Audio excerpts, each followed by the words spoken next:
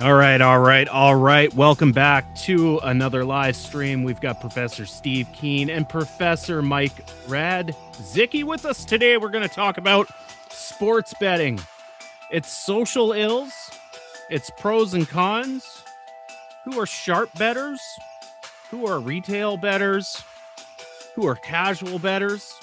How does it relate to day trading and the stock market? How does it relate to the larger topic of economics?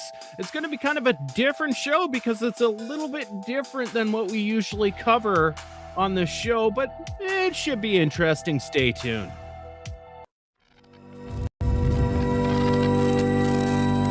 You are now relearning economics.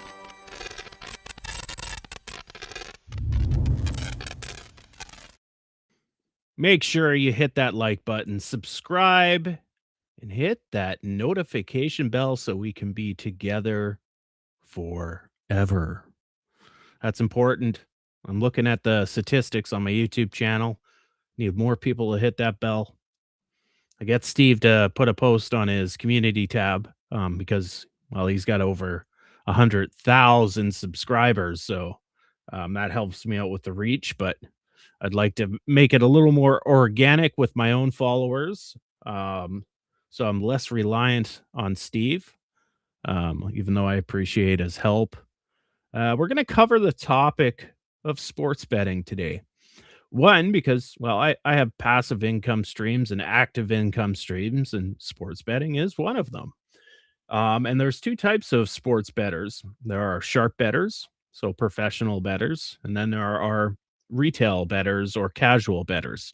And those casual bettors have a lot of variations, right? So some people that are just enjoying betting, maybe go to the pub with their friends and they just stick some money on the game and, it's a 50-50. Um, and people do that. And for the most part, I don't see a big issue or social issue with that. If you're not, spending all your money and you've got a little bit extra for leisure and that's what you want to do, that's cool. And then obviously there are people with addictive personalities that are very emotional about it, and that becomes very problematic. So we'll talk about that, and then obviously we'll talk about sharp betting, um, where it's not just about predicting game outcomes; it's about finding expected value, and that's going to be important.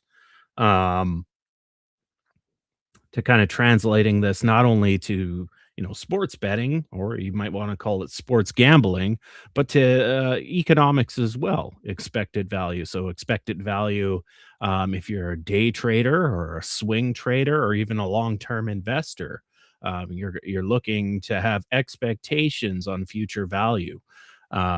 And that, of course, gets into a broader conversation about, macroeconomics. So, what are expectations, right?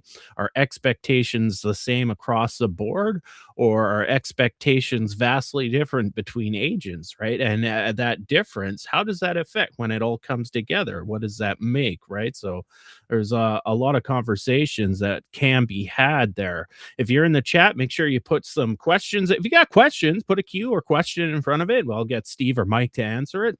If you're watching this later in the recording, just put it underneath the video itself and I'll try to get back to it.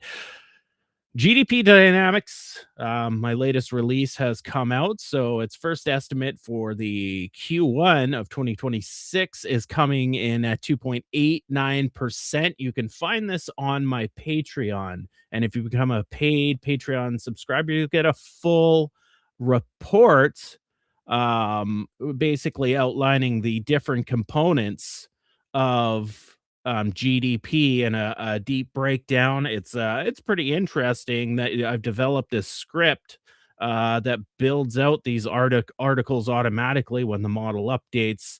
And it's pretty fascinating. We're going to be adding more and more as time goes on. So make sure you check that out. It, might provide some value there. We'll ultimately, add more and more, maybe some, market variables to it and some insights there and different, micro pricing indices as well.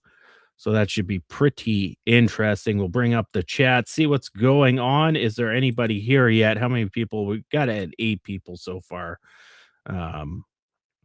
There we go. Well, we got Michael D'Souza Cruz is in the house. Frank is in the house. Graham, I remember your name, even though that's like your big YouTube name. You're on here, only your handle shows up. Graham, glad you're here. We'll bring on the guys. Now we'll bring on Steve. We'll bring on Mike. Okay. How you guys doing? Oh, well. I'm going to be a spectator here because I've barely gambled in my life. So it'll be intriguing to see somebody who's trying to make a living out of it, or at least supplement their living out of it. Yeah. Versus There's those who do the opposite. A big backstory to it. And we'll get into that. Mike, how you doing? Doing okay. Doing okay. How about that American hockey team? I'm losing you. How about that American hockey team? Oh yeah, both men's and women's. Sorry. Well, the women's refused to acknowledge their win because they didn't even go visit Trump. So we're just kind of not going there. They visited the Canadian Prime Minister, didn't they? The American team visited the Canadian Prime Minister. No, they did not. They did. That's called that's called AI slop on social media. Oh, okay, fair enough. It's pretty convincing. Fuck knows what you can trust these days. So all I know is I have a lot of System Dynamics colleagues in Norway. System Dynamics is big in Norway, and they always, like, the Winter Olympics are their big deal. They love the Winter Olympics there.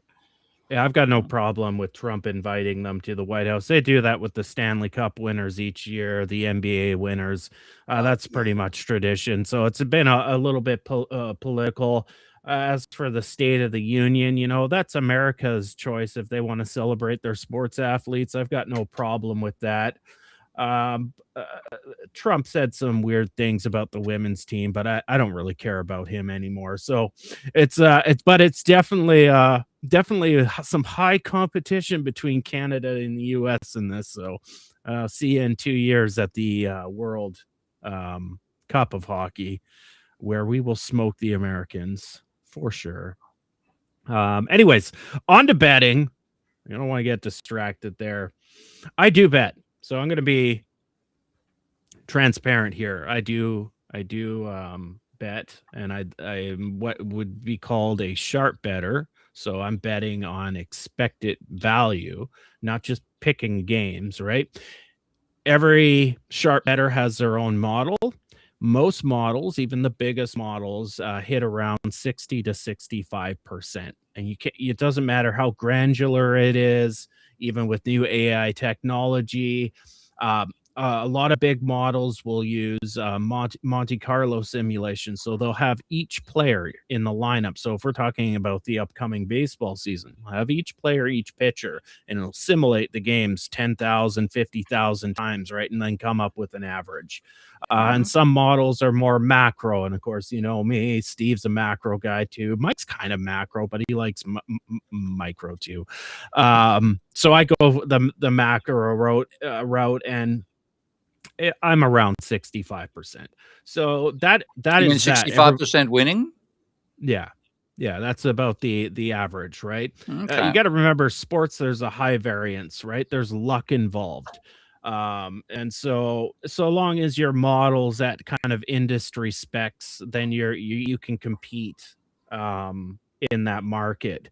But that's not what sharp bettors do. Sharp bettors are looking at expected value. So I'll use the decimal system. I know we got a lot of Americans in the audience, but the decimal system, if you want to say it's a tie game, it's 2.0, 2.0 on either side.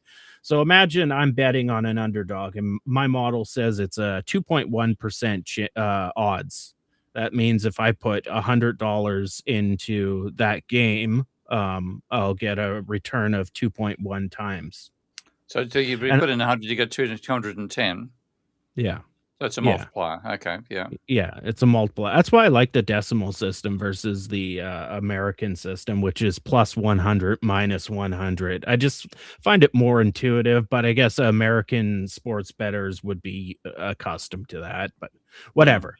And so that's all cool. And if you want to build models and figure that out, good on you. But like I said, even the best models out there, the best industry models, they run around 65% on average. You know, maybe you can go on a streak where you're at 70%. But again, it's a game of luck, and you've got to acknowledge that. What separates a sharp bettor from a casual bettor, retail bettor, or a gambler? And we'll talk about gamblers in a little bit, is we're not looking at necessarily the game itself. We're looking at the odds being provided by the many different bookies out there. So if my model odds say 2.1 and I'm shopping around the different bookies and I see one that's at 2.4, the underdogs, I'm like, whoa, I'm buying low and I could potentially sell high here. There's an expected return. That gap is my expected value. Now, yeah, I might lose that game, but over time, because I've got that range of expected value, there's a profit over time. And that's what I'm hunting for as a sharp bettor. I'm looking for the inefficiencies in the market. And as a kind of a heterodox follower, I know markets are not efficient. So I know those bargains are out there, and I know I can get realized profits out of it. And the same can go for if you're betting on the favorites. So in that case, my model might say 1.4 that the New York Yankees will win against the Colorado Rockies, and the Rockies really suck right now. So anybody who's watching baseball, and the bookmakers, then what I'm looking for is, are they close to 2? So maybe the bookmakers are saying, well, you've got 1.4, but here we have 1.7. Okay, and so they're saying that we think it's going to be a closer game. I'm saying, well, no, this is going to be a blowout. My model's showing the Yankees are going to win. There's a bigger return for 1.7 versus my odds of 1.4, and maybe there's a bet value there for me, depending on what's going on the other side, of course, with the underdogs. So that's a big part in sports betting. And then, of course, the next part is managing your downside risks. So what people tend to fall into the trap with, and even people that want to go into a sharp bettor mode and make maybe some sort of active / passive income, is they still want to be excited each day that they're placing bets. You can't do that, right? As soon as you're in the excited mode, you're probably risking too much of your capital. So for me, I only do maybe 3% is my max range on each game that I bet on. And so 3% of your total so 3 units. Yeah, so you call that 3 units, right? So it doesn't matter. It's always good to speak in units, because then everybody's pool is bigger, and you might have a $10,000 float or a $5,000 float. So I'm only willing to risk 3% of it on any given bet, and that's actually 2% is usually the average, but 3% is my comfort level. And then total per day, I'll only risk 10%. So worst case scenario, if this year, when I start with $5,000 in my MLB pool, the most I'm willing to let go, and the worst case scenario is $500 of that, right? That's my tolerance, right? And I'll never break from that. In any game, right, I'll only do 3% of that $5,000. So those are very important metrics, and same with any of your betting sizing. So a big popular way to size your bets is the Kelly formula. The Kelly formula is used across all sorts of statistical analysis to find value in whatever you're playing. But you have to be careful with that, because the Kelly formula assumes that your model is perfect. Okay. And so if you do know all the statistical probabilities, then yeah, you can size in the Kelly formula. But because sports betting models are not perfect, you have to reduce that. So there's terminology you might see out there, like a half Kelly or a quarter Kelly or a 1/8 Kelly. So Mm. you're factoring in the fact that your model, is not correct. It is an abstract of reality, and that's how you account for it. Or Mm. else the Kelly, if you have a 70% chance that a team's going to win, the Kelly's going to really factor that up, because he takes that is a true 70% chance that that team's going to win, but your model's wrong, and right, so there's that risk that really that day that team only had a 40% chance to win, right? And so that you scale down, so you got to know how to scale into your bets as well. So to summarize it, a sharp bettor, what distinguishes them from the others, they're not focusing on the sports. They're focusing on the betting market, right? And that's what a smart person will be successful. And that's same with anybody going to a casino. And I don't find the appeal of going and playing cards and pulling handles and stuff. But theoretically, if you understood the mechanics of a slot machine or whatever your game of choice is, you could look at it from a value expected perspective and maybe actually make something out of it. Although it's, again, not my thing. Versus playing the game of pulling the handle, the excitement. It's a game, and look at my 3 numbers that come up, right? Mm. And that's the big difference. But from both of you, especially you, Mike, because I know down in the States, it's blowing up down there, sports betting. What do you think the social ills have been? Or do you think there's social ills? Adults can make their own choices, or do you believe there may be regulation in the future around sports betting? Remember, it's like any other sinful activity. I just, Mike, your perspective, because it's blowing up down in the US. And I don't know if you've kind of had any interfaces with it with friends or family, or maybe you're a little closet gambler and we don't know about it. So maybe just your thoughts on it from an American perspective, Mike. Yeah. So, well, I hearken back to when I was a newly married man some 45 years ago. My father-in-law, who has since passed away, was one of these guys who would take everybody's money and go to Illinois. We grew up in Wisconsin, and place bets, buy lottery tickets, whatever other stuff was contraband, bring it across. He would do this once a week, and he had a little caravan going, and he had a bookie and whatever. And so it was illegal, but it was naughty. I mean, when I was a kid, it was illegal to sell margarine in the state of Wisconsin because the farm lobby got together and banned margarine, and people liked margarine for certain things because it was cheaper for cooking and whatever. So people would smuggle it in their car trunk and sell it.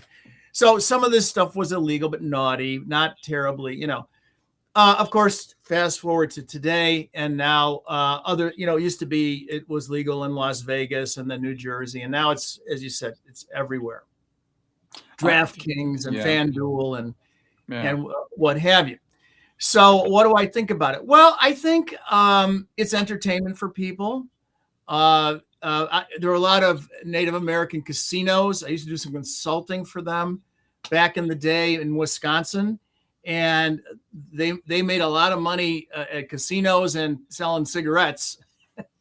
So I mean, kind of everybody wins. You get your cigarettes cheaper, and you have a little entertainment, and the Native American tribe gets some money, and everybody wins.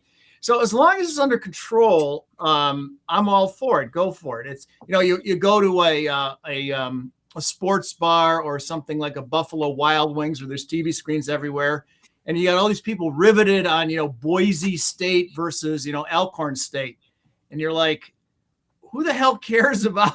You're like, oh, they got money on the game. That's what the thing is. So there's, it's entertainment. It's some sports might be or games might be watched that otherwise weren't. My worry would be point shaving, referee scandals, that sort of thing, where games are being thrown. or point shaved and whatever. I think that there's a real risk in sports betting for that, and how you stop that, no idea. Old Pete Rose was addicted to that stuff, and he he's the hit king and all that, and he's not in the hall, although he might get in now, but then if he gets in, he's dead. He's not even know it. So there used to be a very strict line, like you can't sports gamble, and now it's like Wild West. So that would be my I guess my concern about all this. And I've never been a gambler. I have family members who gamble, and that hasn't exactly been good for my financial health.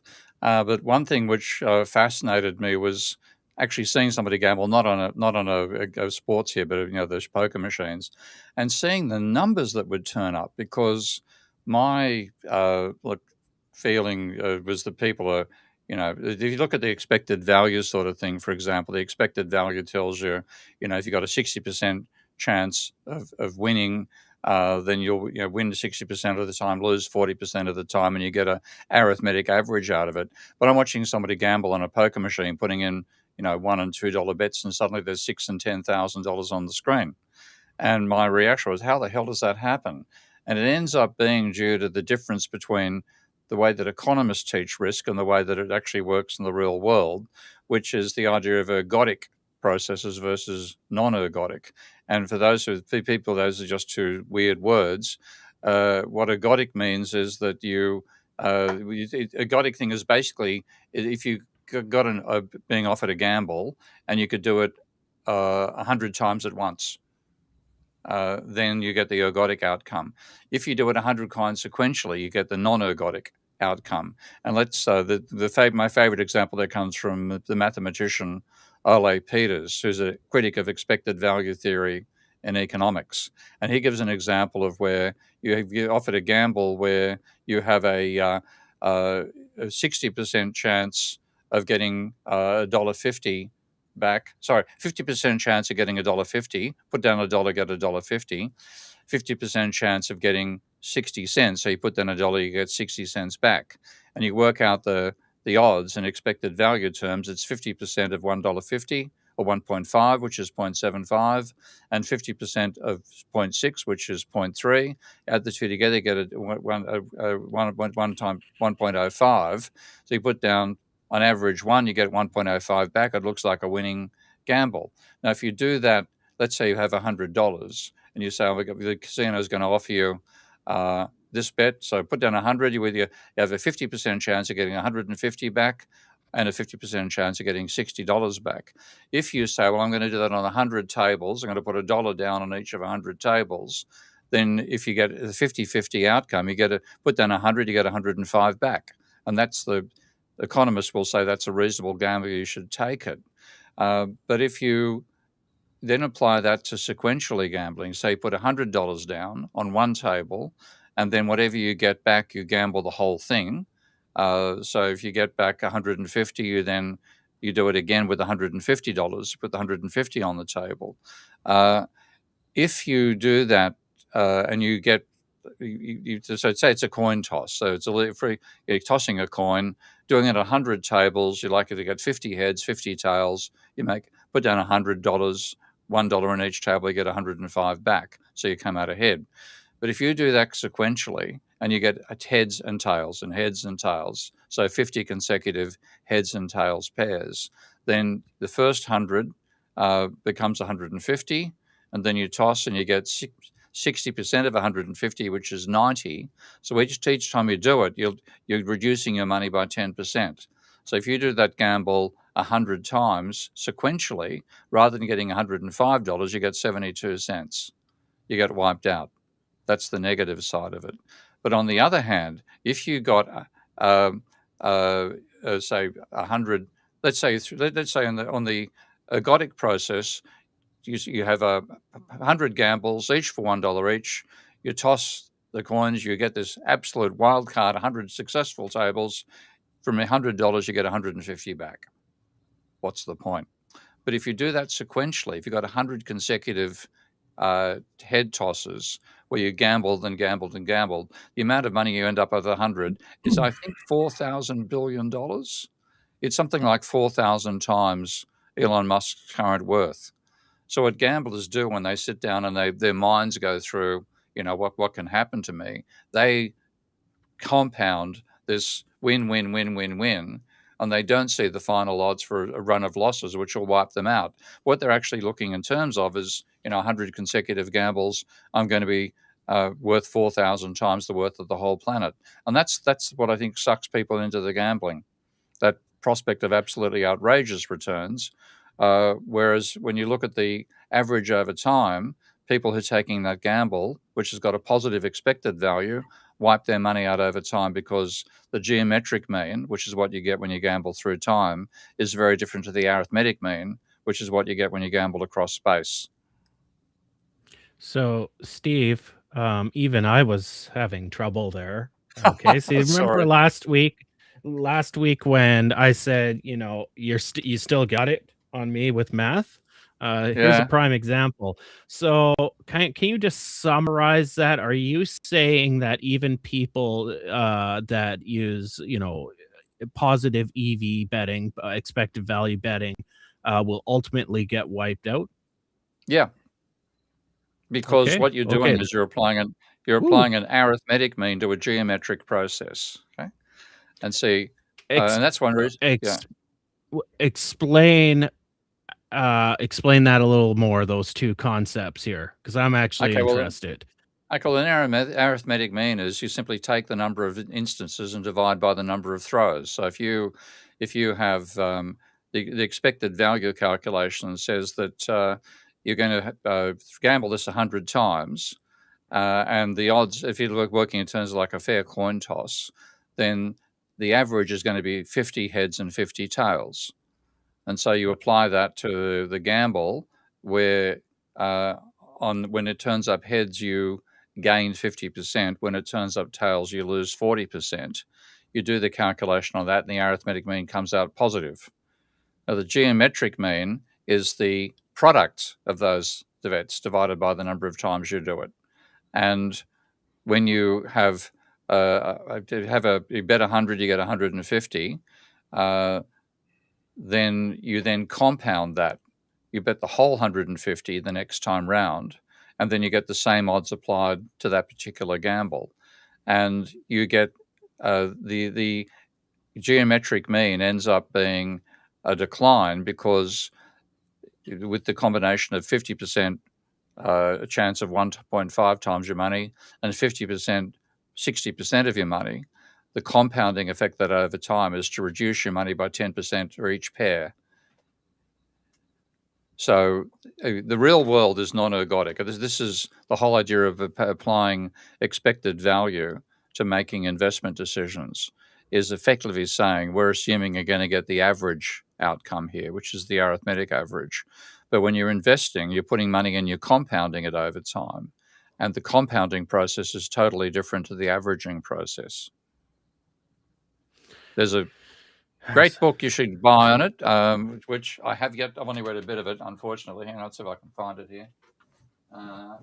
I'm trying to follow what you're saying. It sounds like in that Yeah. example, you were always investing the whole shebang every time rather That's than. right. It's the Kelly formula is a way of controlling for that. So the Kelly formula says, Okay. if you bet all your money, you're going to lose it. Okay. But the expected value says you're betting on getting the average across at a point in time.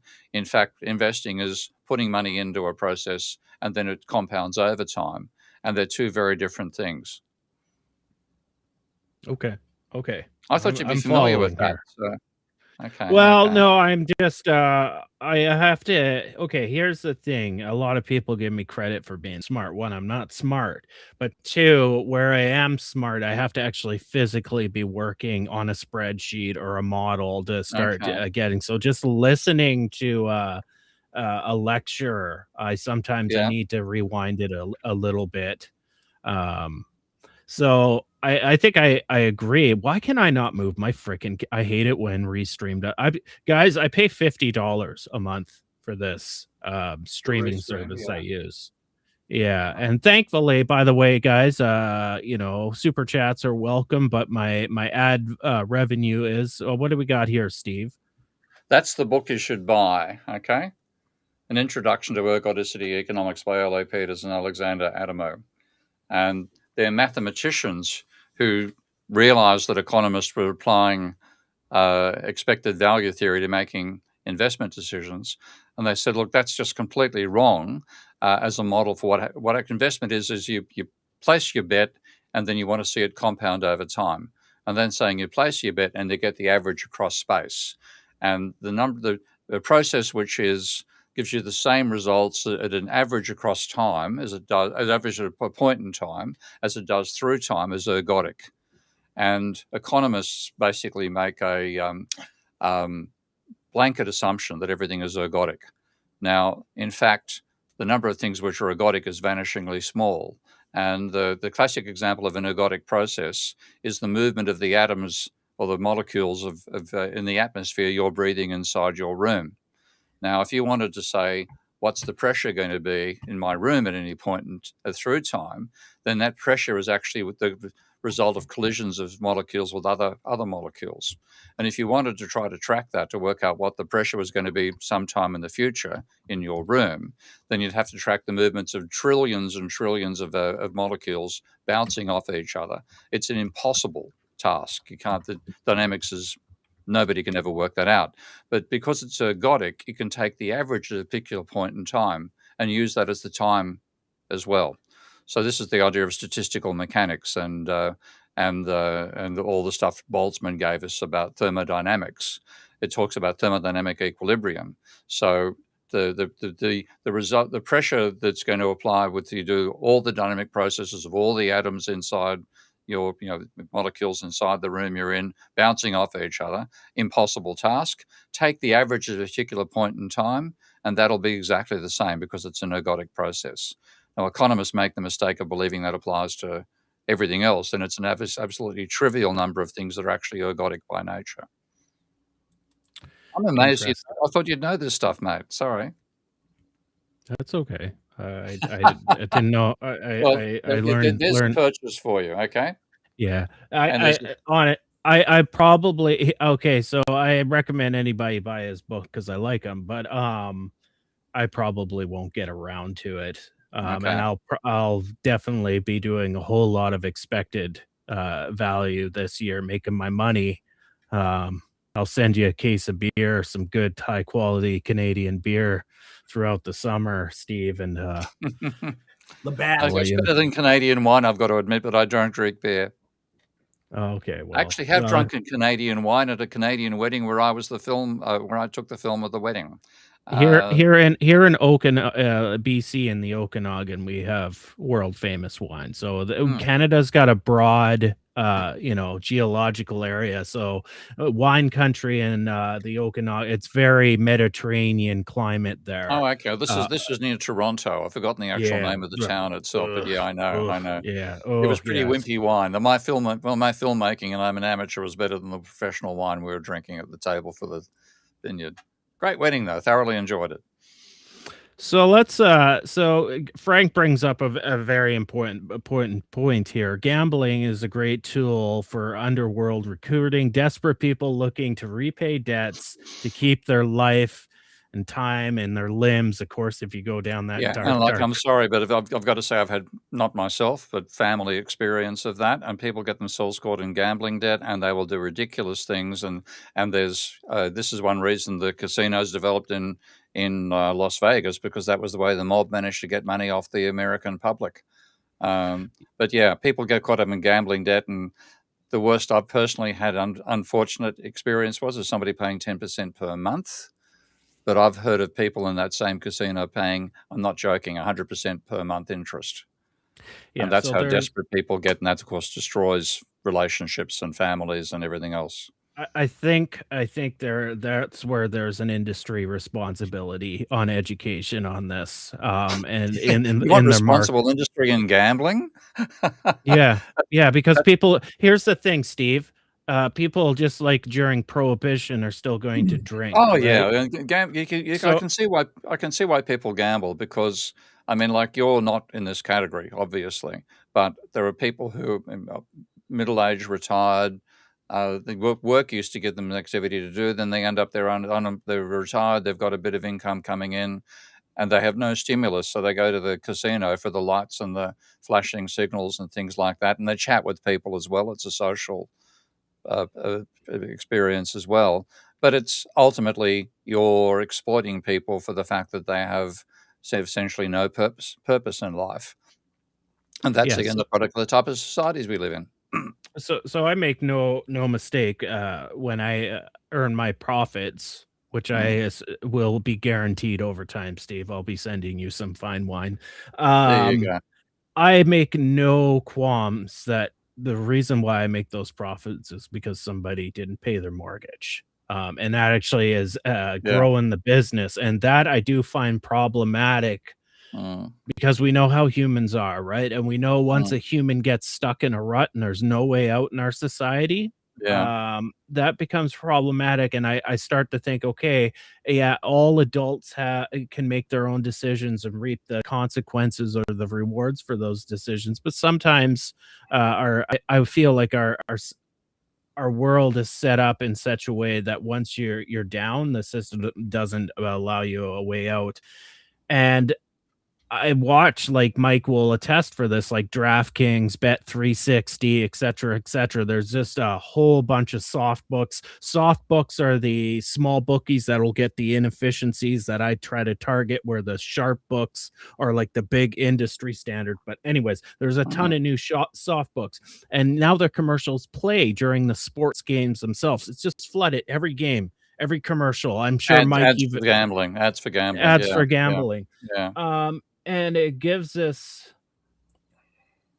illusion that, there's a big payout, and there's not. There never is. Even a sharp bettor knows there's no big payouts. If you want to treat it like a business, you're making your 7 to 8% a year off your Mhm. investment, just like if you Yeah. went into the markets, right? If you're doing it wisely. But there is no such thing as a big payout. And I wish these businesses, if there was going to be regulations, that the education would be along those lines, that they are putting in big text at the end of these commercials that even the best bettors will make 7% a year, and the best bettors make up 3% of the betting market, and that you will lose at So the the end other of the commercial. 93%, yeah, the other Yeah, 93% you lose. will Yeah. lose. It should be like in big letters that you are guaranteed to lose. Mm, mm. And so, Mike, my question to you, again, from an American perspective, because there's a lot more of a libertarian viewpoint down there that adults can do whatever they please, and it should be up to the individual to make their decision, so long as they're at the age of consent. What kind of do you, well, one, would you believe that there should be a little bit of regulation in this? Or do you believe adding regulation actually might create a fix that fails? Your thoughts there, Mike? I'm not a big believer in regulation on things unless there's spillovers, significant spillovers, smoking, drinking, and this sort of thing. It's like do whatever you want, as long as you're not blowing your secondhand smoke on me. If you want to go home and smoke a cigar, a cigarette, or a pipe or something, I don't care. Mm. On gambling, it can be addictive, but certainly not for everyone, right? The dopamine hit you have from Yeah. you get from having a bet on is almost more important than winning or losing itself. It's the thrill. Again, Mm. I'll circle back to my passed on father-in-law. When he was much older, when we would visit him, he'd want to go to the casino, and he was in a wheelchair and stuff. I'd go, no problem. We'd load him in the truck, and we'd drive to one of the casinos. I'd give him $100, and I'd say, and my wife, who was his daughter, would take him into the casino. And I said, I'll be in the food court on my laptop. It doesn't do anything for me. It's like, whatever, Absolutely man. not. Yeah, I get I go to casino. I've been to casinos because of relationships, and Jesus on board. Mm. There's only a couple of games that look like a bit of skill is involved, 21 and maybe poker. But seeing people in front of the machines and they're just playing on the dopamine, and that's what I find is really, it pull the thing, see the flashing lights. It's more the flashing lights and hitting, serotonin receptors are going crazy. I can find better ways to get my serotonin. Yeah, I think the problem is when people think that they have a scientific method of, I'm going to play the hot slot machine or something. And Yeah. Steve is right. There are a few games of chance where skill is involved, and you can have a chance of beating the house. Blackjack would be one. Some poker would be another example. In fact, one of my colleagues who has since retired at WPI, his son was one of the MIT blackjack team where they made the movie 21. Oh, right. Okay. And actually, he was an extra in the movie. He was a casino dealer because he was one of the real ones. With the Kevin Spacey was in the movie, I think.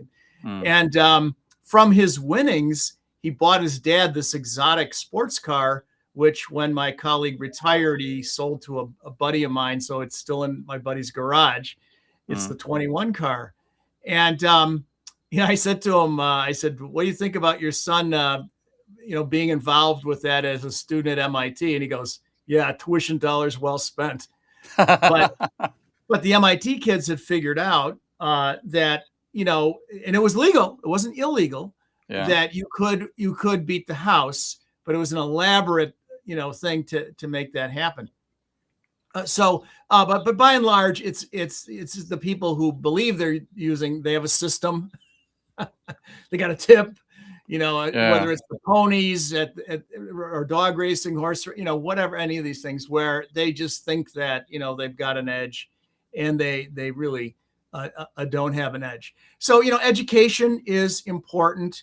Having, I don't know if it's an oxymoron, but, like an ethical casino, jumbo shrimp, where you cut somebody off when you notice that they're getting in too deep, and just say, look, we're not going to accept your bets anymore because, you almost have to file some financials at the beginning, and they can figure out, almost like getting a home mortgage, like what you can afford. And when you get there, it's like, no mas, go to the restaurant and have a hamburger. I'm betting on a team and being the funny thing is, to actually make money out of gambling, you've got to not do what people gamble for, which is passion. They've got to, they want their team to win, and there's a bit of passion, and they're excited because their team has won and they've made a bit of money on the side. But to actually be successful at gambling, you've got to cut that out. Like the vast majority of people who are going to gamble, they are hoping they'll turn their $10 into $1,000 or that sort of thing. And what it really reflects, and what it really reflects is a lack of options, because you don't have anything else that's going to get you stimulated, and that's. If you have just a totally private sector system for old people, when they can no longer work and get a bit of stimulus out of interacting with people at work, they end up in a casino. That's where they meet people, and they're being parasited on by the casinos, because what they really need is human company, and they get that human company in the context of gambling, and then they'll egg themselves on and end up gambling more money than they can. Than they've got, and bang, they get in gambling debt, and then you have all the horrific outcomes of that. So I'm glad you're making money out of it, Ty, but it's not something that has ever appealed to me. In an effort to support my, go ahead. Yeah, I was going to say, in an effort to support my man Ty, I can tell you. It's a long. I'll give you the short version first, and if you want the longer details, I'll chime in with that. The short version is, for many years, a colleague of mine and I ran a trading and investment program here at WPI. I'm talking for about 15 years or so, and we taught the kids to either invest or trade the financial markets, and use your engineering stuff to manage some of, not necessarily all, but some of your financial life. And what I observed over the years, I first got involved in doing this stuff in the 80s, and then we quit doing it about 2015. So it was quite a long time. was that at the beginning, if you used science, if you used neural nets, support vector machines, data science techniques, and what have you, we never used AI per se in the sense of a large language model or something. But little by little, year after year, that edge started to go away because, of course, the Goldman Sachs of the world employed, 400 PhDs in physics and mathematics in a basement somewhere, doing what we were doing, for a junior year project, right? And you just couldn't beat them, certainly not in the short run. And then they were doing this, flash trading and all this stuff. So it just became harder and harder to win. But I think where there is a possibility of doing a similar thing, where there is an edge by using science, is in sports betting, because it's very hard for me to take Goldman Sachs's lunch money, but I can take using science, but I can take the lunch money of some dude on a bar stool smoking a cigar somewhere, thinking he's got a system for picking, who's going to win the Elkhorn State Idaho basketball game, right? So I think there's an edge you can have there using science in sports betting. The trick, of course, is obtaining useful data in order to develop your models. But if you have that and then you stick to the system, one of the biggest problems we found with trading systems was sticking to your system. We had the kids trading the financial markets, and it was identical. We used a company called TradeStation, and everything was identical except their account, which had on the screen their money, and it would go up and down, was not real money. Everything else was identical. And the kids found it difficult to stick to their trading system. They had a system that they developed. I get in here, I get out there, here's my position sizing and all that stuff. And when the trade would start going against them, or even if we're going the right direction, they change the premise they deviate from their system. Emotions got involved. Yeah. And then that would cause havoc, right? So getting people to stick to their system, you take all the trouble to develop, using science to develop a system, sticking to it is very hard.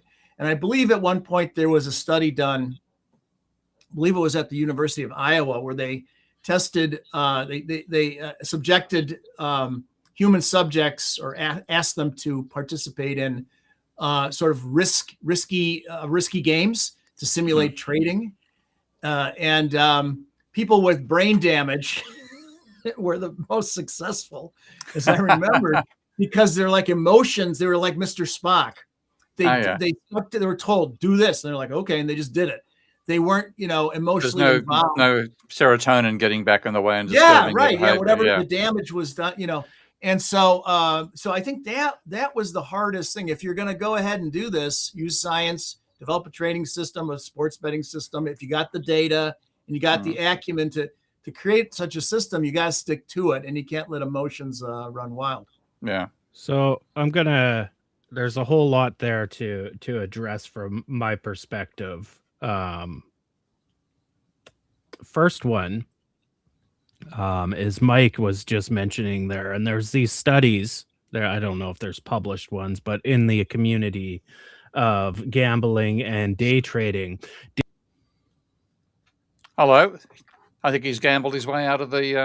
Here we go. He's back in again. Okay. I don't know what. And he's gone again. Oh, there you go. That's your page. Okay. Yeah. He's pressing buttons. Hold on. Well, am I still here? Yeah, you're still here. Your screenshot is there. Yeah, we're gonna save that for in a little bit. I have poor connection, I guess. I'm clear now. I'm all good. We can see the three of us. Yeah. Oh, okay. I'll bring the chat back up too. The first thing is there's this strange phenomenon when people get into day trading. What you do, if you're trying to do a series, is you'll open up a bank or a broker account, and they'll give you pretend money, $10,000, and that's your practice time. I don't know what happened to I'll fix the chat in a minute. I'm watching you guys. I'll fix that in a second. But and they do extremely well because there's no emotion attached. and they can go for a couple weeks testing and testing, and they follow their system. And Mike is correct. If you change your system midstream, then you lose your data, because everything you got to kind of go out a couple months, depending what it is, to collect data to see what parts of your system's working, what part of your system isn't working. And if you change it on the fly, you lose.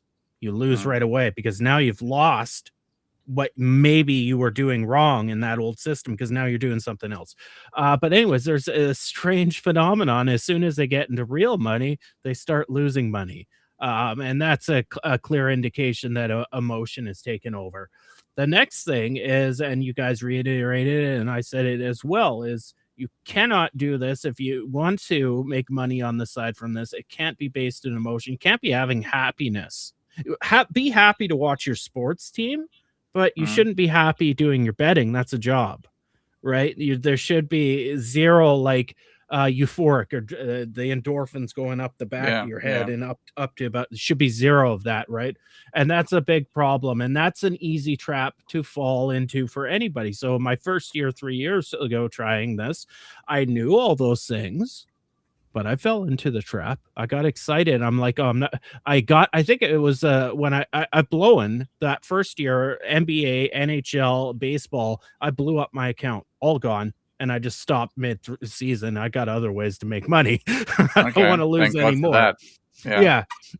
And that's another thing. I always set a budget. This is what so my upcoming baseball season is $5,000, and that's what I'm willing to lose totally. But there won't be $1 more that goes into it if the system fails this year.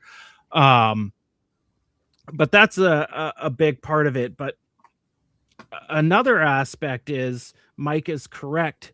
I can't see any systems in going to a casino where you can apply a system to that. It's a game of complete luck.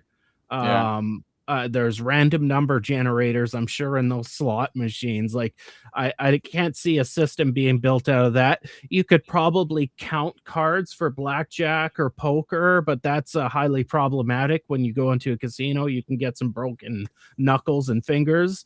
And even cards, it's a high degree of luck. Where Mike is correct, where I agree with Mike, is sports. There are skill sets being employed by individual players. Collectively, those individual players come together as a team and they create dynamics. And you can look at that data now, especially for baseball, sabermetrics. It's just through the roof. It's instantaneously updated. So you have that data, and you can develop a system.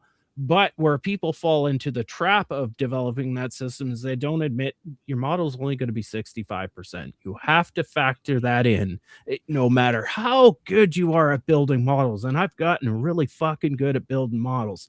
I know my model's 65% on average. When you build a model, like in terms of the baseball team, are you working a model where different combinations of players change the odds non-linearly for the team to win? There's many different model types. So I maybe we talked about this pre-show or once we got into it. A lot of models will build individual lineups, and they'll run Monte Carlo systems. So one of the popular ones in baseball is you got 9 players hitting. And each player has past odds, and you can have it for the past month, past week, past full season if you want. Are they going to hit a single? Are they going to strike out? Are they going to walk? Are they going to get a double? Are they going to get a triple? Or are they going to hit a home run? Right. And there's a percent that one of those things are going to happen, like 3% chance they get a home run, and they'll have each player in the lineup. And then you run that game, and you could have it so they're facing left-handed pitchers or right-handed pitchers. So what are the odds on those either side? And then they'll Monte Carlo that. So maybe 10,000 runs, and then get an average and do it that way. Myself, again, I've looked at those models. They're about 65% right, and they're very complicated. And I tried that last year, and I wasn't a big fan of it. So I use macro data.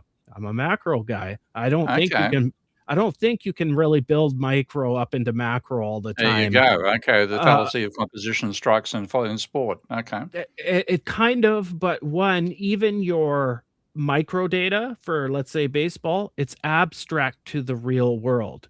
So you're building from abstract up into a bigger abstract, and it can only start deviating the more you go up because you're starting with abstract real world data. Yes, their batting average is 350, but there's a whole bunch of components like weather and stuff. It's all abstract. So I'm of the opinion, and other people will disagree with me, go with the aggregated team data.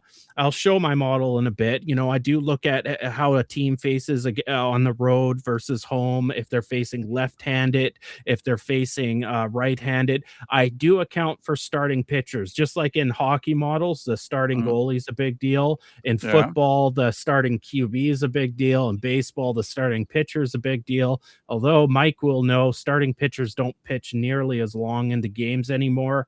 Like in the old days, they'll pitch a complete game. Now it's the bullpen. They go into their relief pitchers very early.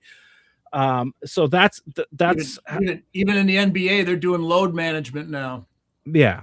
And so I approach it from a team data perspective because I think it removes the noise and I can still get the 65% industry average. And I'm again, this is the other point I was going to handle. Just knowing what team's going to win, that's not about sharp betting. It's the sharp betting is looking for deals out in the market where, you know, if you're betting on an underdog and they're 2.1, you know that because your model, you're 65% sure, and you see this odd out there that's at 2.8, you're like, holy shit, I know this team sucks, but they don't suck that bad. My model that I use every day has been fairly accurate. There's expected value there that if I do, the underdog does win, that's a good return, and I should put some capital on that game.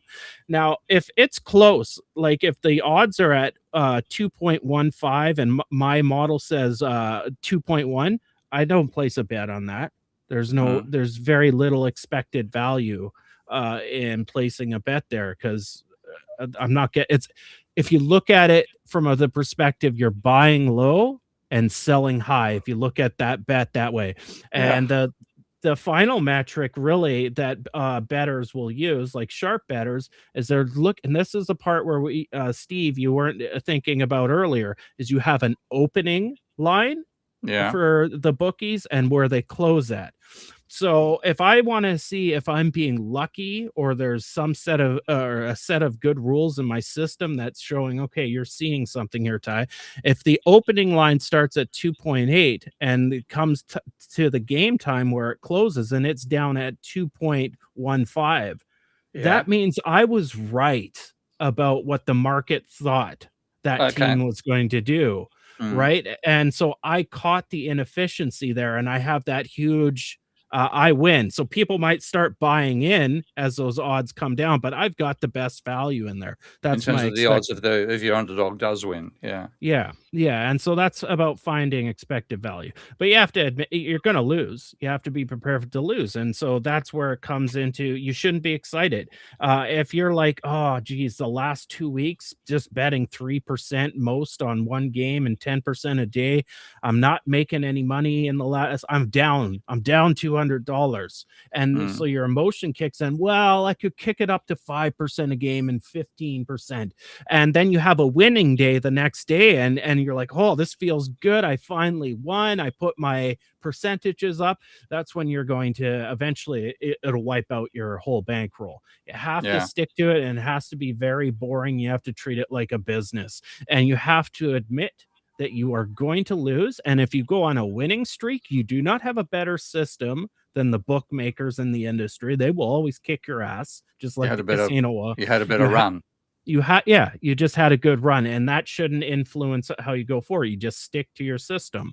But at the end of the day, only like 3% of the betting market is doing that. And most people, like Mike was saying, they think they have a system, but they don't have a spreadsheet when they're sitting at the bar stool. They're not pulling out their laptop, right? And they're not sticking to rules. Like, so I'll bring up the spreadsheet anyways. Hell, bring it up now. Okay. Oh, now my chat's working good, but I'm gonna have to put you guys away. I'll zoom in here too. So this system I'll go to the page and we will just go in. It's just a set of rules. So this was a back test that I did for later, but I don't make any decisions. The model makes the decision. You know, I put the team in, I put the starting pitcher in, I put the sports book odds, the best odds that I can find in. Those are my manual entries. Yeah. It projects a predicted score. Runs total, that's if you want to bet over under on games, and then I feed that into a Poisson distribution. So here's an interesting fact. Sure, you've got a great model, and your model says that the away team's going to win 4.28 to 3.78. But if you look at it from a Poisson distribution perspective, there essentially that's saying the score was going to be 4-3. Well, look at the odds of that being the score. It's actually only 3.97% that your model's going to be that exact score. It could be over here, right? So you start getting a realization that even your best models, when you start throwing luck and distribution statistics into it, there's a lot of variance, and you have to accept that. And that's when you kind of, I have some settings for my Kelly, right, where I make sure I scale down, like my edge filter. Like if you get a Kelly that's 1 or more, it's going to say bet. Well, I know my model's wrong, so I go to 1.03. I'm not just going to scale into anything. I'm only using a quarter Kelly. I don't use a full Kelly. That would be retarded for betting. Bet cap, so 3%. Daily cap, 10%, right? I don't know why I have 2 daily caps there. That's kind of odd. But anyways, in the background of this, of course, I'm pulling in data. I like Google Sheets. It sure works a lot better than Libra Math. So I can pull in this HTML data. It updates automatically. So this is all the data I'm pulling in for my models. Where's the data coming from? I use baseballreference.com and a few other websites. And so when you are using a function, I'm not sure if this works in Microsoft the same way. But you can use the import HTML function. So it'll look at that website. It'll look at which table on that website. It was just only one table. You pick that table, and whenever it updates, because Google Sheets is online live, it updates automatically. So like my statistics are always updating. So there's a few sites. The table has to be in HTML. It can't be formed by JavaScript or anything like that, or it won't work. And then you have to use Python techniques. But, you collect your data, right? And then, inside the model, what you're seeing here is actually, I've got it all closed off. The model's hidden. And then all the calculations are done in here. So in my model, I'm looking at runs this season. Then I normalize the runs. I create a coefficient for it.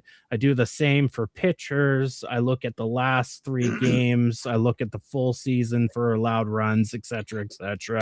The starting pitcher's ERA, how long the pitcher stays in the game, so I can divide between bullpen and pitcher. So it's a very aggregated way of doing it, where some people, they'll do the individual players. But that's how I do it. And so this Poisson distribution, depending on what game it is, it's obviously going to shift. I take this, and that creates my Kelly odds. So I don't take the 2 numbers here and say, okay, these are my odds converted into decimals. I actually then feed it into a Poisson distribution, and the Poisson distribution will show, well, look at, there's a good chance that actually the Toronto Blue Jays will score 6 runs in this game, and the Yankees only score 4, and it's flipped, right? And then it takes that and it gives me my money line odds. And then, of course, if you look at your odds, it says there's no bet here because the odds are really close. But let's say the bookie says, well, hell no. The home team, which is the Blue Jays, they really suck, and it's 2.9. Then it's going to say, oh, there's expected value there. Because my model, I'm assuming my model's pretty good, and it's giving me odds at 2.8 and 3.8. The bookie's saying 2.9. That's my expected value. It'll scale me in, give my number, and that's what I put into whatever bookie gave those odds, right? But if it's really close, let's say, what is it? Yeah, so if it's 2.4, it should give me a no bet. There's just no value there. It's pretty much flipping a coin. So anyways, that's kind of my baseball model. My hockey model is a little bit different. It uses advanced statistics. Baseball has saber statistics, but so does hockey, and hockey's a lot harder. There's a lot more variance in hockey with lucky bounces. It's a harder sport. Basketball I find easier than hockey. There's a very LeBron James will make his 3-pointers a certain percentage. There's less variance to that. So, but I take it very serious. I take it like a business. I can tell. Yeah. Right. And I follow those rules. I don't make the decisions anymore. And what I have learned over the last 3 years, if I do want to make adjustments, they have to be slow, and I need to gather a period of time to actually get a sample size where I can say, okay, this is an area I need to change. Because if I get emotional, I'm like, after 2 weeks, I'm losing, and I change it, then I don't learn what I'm actually failing at, right? And that's where a lot of people that even go as far as where I'm going fail themselves, because one, they probably put too much money into this and are betting too much, and they're getting like, oh my God, I'm losing everything feeling. And then two, they're making these rash decisions about changing. So I put my limits. I only want $5,000. I'm only going to bet 3% a game if it says to bet, and I'm only going to put 10%. And 97% of the people don't do any of that, and that's why I get to take their money. And thank you. Now, morally, is that right on my part? I don't know. And I'm just trying to survive. I'm just a dumb Canadian just trying to get by in this world. So, I don't know. So when we were running the trading system program, one of the things that we took the kids through was well, first of all, we had to say, are you a trader or an investor? Right. And we drew the distinction between the two of them. And the longer run, if you're a trader, but the longer you hold your trades, the more and more it's looking like you're really an investor, right? So really it's a shorter term mindset. You're going long and short the market. Traders don't care what they trade usually, as long as it's moving. Yeah. Right. They're very different. They don't consider themselves, if they own a share of stock. And that's actually like this is just a side on the same front. One of my sisters is working as a secretary for a while in a stock market firm, and she asked. They were trading on macro data, and she asked one of the traders, what do you think is the direction of movement of interest rates? And the answer was, I don't care so long as it's big. And my sister's reaction was, that's immoral, which is true. Yeah, the mindset of a trader and an investor is different, right? And so we got to develop a system, right? An investing system or a trading system. We put the kids in little groups and made them into little hedge funds. And they not only had to build their like three-person teams, their own system, but the systems had to work together. So everything wasn't losing at the same time and whatever and so forth. Did all that. My point is, we took them through the math and how trading was essentially gambling, the same math. And we showed them the fundamental law of trading systems. And basically, there's a trade-off between when you win, how big you win, and how often you win. And now we get into designing your own system for who you are. So if you're wired to like to win often, that means when you win, mathematically, you're not going to win very big. You're going to be a slap singles hitter, use a baseball term. You're going to hit for average. Yeah. That's how the Blue Jays won big last year, was just small ball baseball, make contact. Yeah, Not all Pete the way to the Rose, World right? Series. Yeah. On the other hand, if when you win, you want a really big win and pull out a big cigar and so forth, your winning percentage is going to be low. Yeah. So for trend following systems, they tended to win less frequently, but win big. So it'd be about 40% winning percentage on the trades. And a short run system tended to be a day trading system, or a what do you call it? A few days. I'm trying to remember the terminology. Anyway, that tended to be at the best would be 65%, which is right along with what Ty is saying is his results are. So you have to say, how am I wired? Do I want to win big or do I want to win often? In a similar vein, a system that is profitable but does this, so it takes you to a gazillion dollars, but when you have a drawdown, it's a big one.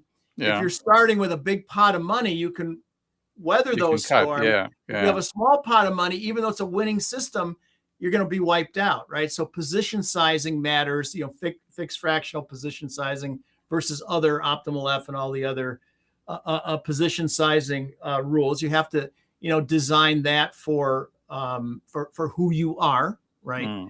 And there are other considerations as well in terms of are you wired? You got to have a how often does the system trade? If you want to have a bet on, if that gets you excited, you want a system that trades often, so it's going to be less picky, right? It's going to go for it more often versus it lies in wait, for just the right set of circumstances. But if you're so conservative that only when every planet perfectly aligns do you put a trade on, it's never going to trade. So so we try to get the kids to show them that you got to pick the combination of stuff that fits your personality and or time available. If you don't have, you're too busy doing, disarming bombs all day, you don't have time to be watching a computer screen. You got to be paying attention to disarming the bombs. Extreme example to make the point. So versus somebody who's retired and can listen to the radio and watch the computer screen all day. So all these factors we tried to show the kids, you got to design a system for who you are. Last point, if you're wired to not be able to follow your system, if there's live money anyway, but scientifically it's a good system, what do? Is you got to get someone else to trade it for you. And you go off and play golf or ping pong or something and let somebody who's a neutral person trade it on your behalf, because you're not going to be able to pull it off.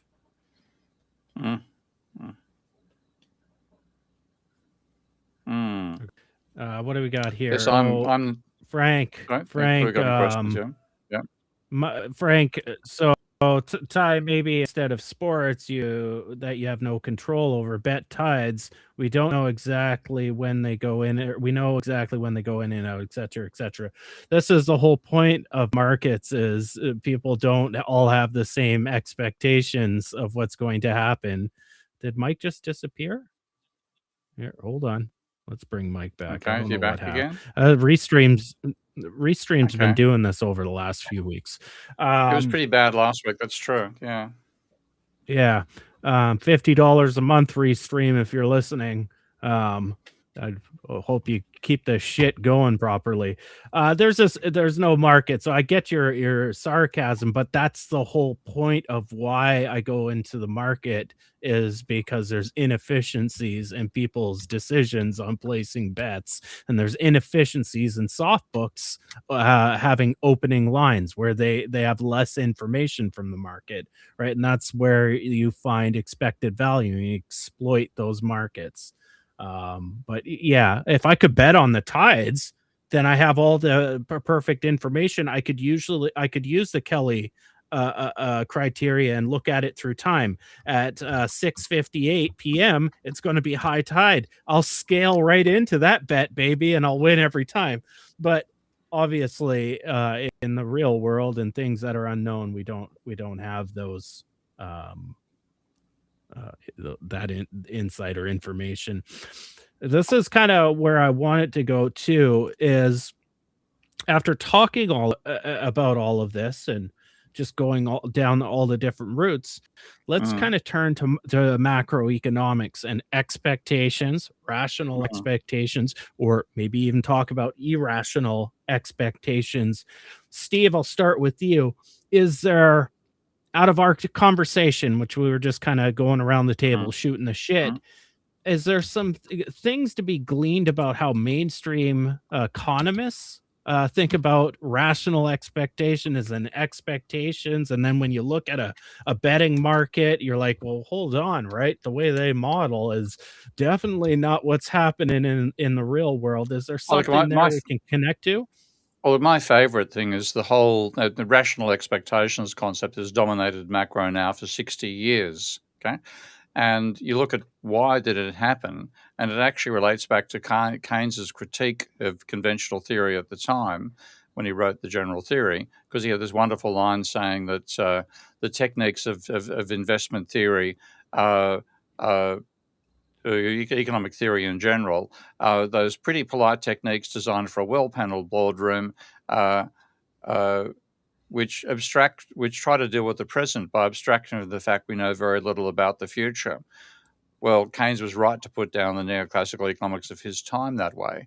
But what you've got with modern neoclassical economics is they try to cope with the fact that we don't know the future by pretending we can predict the future, pretending we've got the knowledge of what the future is going to be. And this was all just to get rid of the problem that neoclassical theory fundamentally is only designed for a spot market. It can't handle markets that change through time. So they trivialize time to try to survive it. And if you go back and take a look at the original paper where Muth put forward the idea of rational expectations, what he argued was that, this is a quote, expectations, and this is totally redefining what Keynes meant by expectations, since they are informed predictions of future events, are essentially the same as the predictions of the relevant economic theory. In other words, say your expectations are what the model tells you are going to happen. And then he tries to justify this by saying it's about information. And he has a statement where he says that this hypothesis asserts three things. The first one is information is scarce. And what does he say? And the economic system generally does not waste it. In other words, what he's assuming is that information, which is both scarce and valuable, is consumed to an infinite level. Now, if you actually apply economic theory and it says something is scarce and valuable, then it's going to have a price. And you buy it until such time as the marginal cost of paying for it equals the marginal utility of what you get from it. So, realistically, neoclassical theory leads to the conclusion that even if expectations are predictions of the relevant theory, because it costs money to get that information, everybody should be operating with incomplete information. So Muth's argument, if you rework it to be consistent with neoclassical theory, is actually an argument in favour of incomplete information, and therefore, what's the term that Kahneman and Tversky use? Not rational expectations, but bounded expectations, bounded Mhm. rationality. So when you look at Muth's justification for rational expectations, if you adjust it to make it consistent with neoclassical theory, you actually get bounded rationality, not complete rationality. Of course, that's the last thing they want. All they wanted to do was a way of shutting up Keynes and saying we can use our probabilistic mathematics to discuss the economy. And they're actually assuming something which contradicts neoclassical theory, that something which is scarce and valuable is free. So when we were doing the book where Steve has a chapter in it and I have several chapters on feedback economics, I have a paper in there where I modify the Herod model with some an expectation structure that is consistent with Kahneman and Tversky's anchoring and adjustment system. Mm-hmm. So it's not exactly adaptive expectations. Yeah. A la the Bill Phillips, Phil Kagan stuff that's in all the textbooks. It's more sophisticated than that, but it's certainly not rational expectations. But the anchoring and adjustment mechanism for forming expectations does a nice job of replicating, at least when we have some data on human expectations. I showed in the paper how it was able to reproduce nicely Glenn Grimes's expected hog prices. Oh, yeah. And others have, like John Sturman has used it to show how it can be used with some modifications to mimic the Livingston data set on inflationary expectations. So I think turning to psychology to figure out how humans form expectations is where to look. It's certainly not rational expectations. Oh, anything but. And I think that might be one of the big outstanding issues in macroeconomics. Exactly how are expectations formed, and can AI help us do it? I mean, Keynes, his chapter 12 on the beauty contest example is really, illuminating, right? Where you're trying to guess what face is going to be judged the most beautiful, and you win a prize for doing that, right? And so you don't vote on, if you want to win, on the face you think is most beautiful, and you don't vote on what you think the average of everybody else thinks is going to be most beautiful, because everybody else is thinking the same thing as you. So you got to figure out what the average people think the average people will think is the most beautiful. So think of that, picking a stock rather than, a beautiful face. So, I mean, there's a lot going on there, right? In terms of psychology, mass psychology, herd behavior, anchor and adjustment, prospect theory, all this stuff that human beings do when they make their decisions, particularly in the face of uncertainty, right? And that's the thing. Economists have tried to reduce uncertainty to risk. That's what they've done. Yeah, like an actuary. Yeah. Right. Now, I've got to give it an example from one of my student classes back in the University of Western Sydney a couple of decades ago now. I had students, I'd give students a debating point over some piece of economic theory. And there was one student, who's a Filipino girl, who had an absolutely vibrant personality. It was quite amazing to watch her talk. She told me she did absolutely no preparation. She just got up on stage and started to make her point. And she was pointing about the difference between risk and uncertainty. So she was doing this. She was such a fantastic presenter that everybody in the room was focused upon her. And it made this emotional impact so much stronger. So she said, imagine you know somebody you find very attractive, and you know that they've accepted the invitations from one in five of the people have asked them historically to go out on a date. Does that mean you have a 20% chance of success? I don't think so. And it was absolutely marvelous to watch the impact on the whole class, because she was so attractive in her presentation, as much looks, yes, but mainly this vibrant personality. Everybody was focusing upon her, and then everybody's thinking how attractive she is. And then she says, if I'd turned down, 80% of the approaches I've had, do you think you're going to win the lucky 20%? Can you make it, do you have 1 in 5 chance? I don't think so. In other words, each instance of individual attraction is an individual thing. The fact that somebody's had this, statistical odds that they've accepted 1 in 5 of the dates they've had beforehand in no way tells you that what your odds are of being accepted is 1 in 5. It was just a marvelous proof. It was the first positive example of the difference between uncertainty and risk I'd ever seen. So all Keynes's examples are examples of what uncertainty is not. Okay, or risk is not. He's saying uncertainty is not risk. Well, here was a classic saying that's uncertain. You have no idea from what she's done in the past as to what she's going to say when you proposition her. I use that as an example of debunking economics. Yeah. So what we do in system dynamics modeling is to say, you can't, predict the future, but people try to do it anyway, or they form a forecast or an expectation or a direction. The question becomes, what do you do with that information? What does that change in your organization, your city, your university, your state government, your company, or whatever? And is there a better way to use that information? Because we know you're going to do it anyway. rather Yeah. than thinking you can predict the future with any certainty. I was just asking Steve if I should use neoclassical economics for my betting strategy. I'm getting the indication that I should not do that. I won't be using any DSGE models for on my betting spreadsheets anytime I'm soon. sure of that. Yeah.